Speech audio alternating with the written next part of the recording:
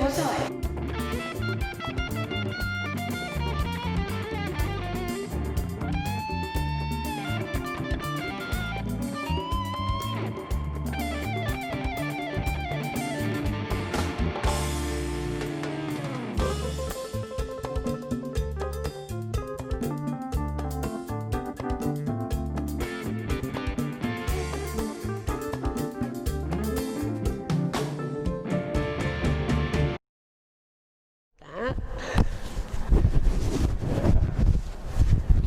And that bit's gonna be like that.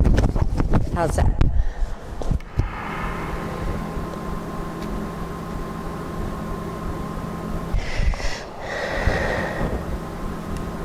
Hi. Oh, we're rolling. A topic nobody enjoys talking about.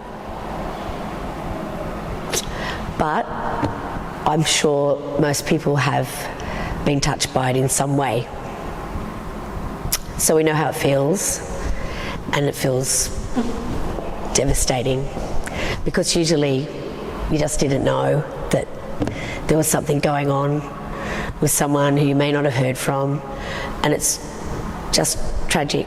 And we need to make it an approachable topic, because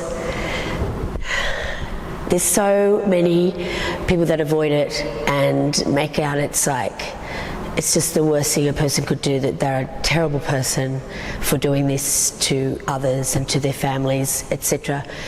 But you can't judge, because I feel really lucky that I don't have a disease that makes me want to kill myself. And we all have a bad day, right?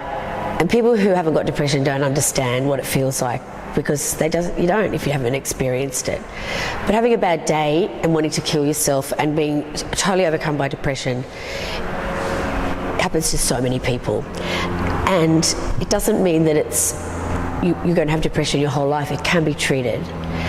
However, making a rash decision for someone to kill themselves means that they've just been in the worst place that you could possibly be to actually do that. Think it, firstly. I mean, we probably all thought it, right?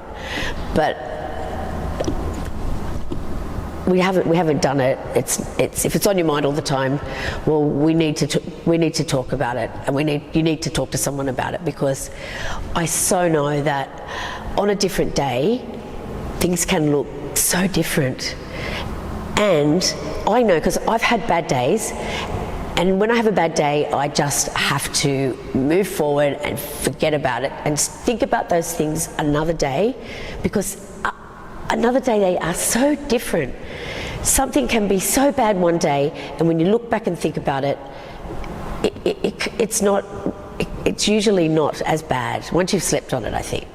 And so I'm applying that to what I think about suicide. And I've thought about suicide a lot, because I've lost a couple of people, but I lost one very important person, and I can barely even talk about it now, because just the fact that she took that step just makes such an impact when you're really close to somebody. And everybody blames themselves. The people that are left behind blame themselves. I do know one thing though, but once you've experienced it as a person who has lost, your life is never the same. You are never going to be the same without that person, but even more so because it happened that way. So I'm glad I've been asked to talk about suicide, because, you know, talking about things does help, and there's lots of help out there these days. And I think that we should group together, and when people make those people who do that to themselves wrong and say bad things about them, just know that we have to turn this around, because it's a disease that makes people do this, and they need help. Just because they don't have a bandage on their arm doesn't mean that they don't have something. They're not hurt, they're not broken. So I am appreciative to be able to have said this, and as I mentioned before, I feel really lucky. I don't feel like that. I don't know, maybe in the future I would, but I'm lucky that when things get me down, I've got a place to go to that I've created by trying to just push through things. I put my energy into building a building, and here it is. VAMP.